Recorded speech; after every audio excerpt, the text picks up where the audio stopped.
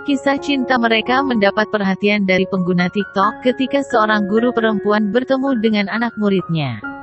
Mereka pertama kali bertemu ketika di rumah sekolah. Pada tahun 2010, ia menjadi seorang guru pada sekolah menengah tepatnya di Bayan Lepas, Pulau Pinang, Malaysia.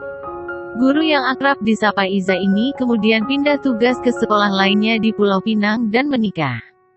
Namun pernikahannya itu hanya bertahan sampai 2018 dan berakhir dengan perceraian. Amar menerangkan ia juga sempat mencari gurunya itu, sampai akhirnya bertemu melalui akun Facebook dan menghubunginya.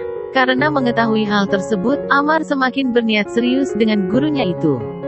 Meski jarak usia terpaut 11 tahun, bukan menjadi penghalang bagi guru dan murid ini menikah.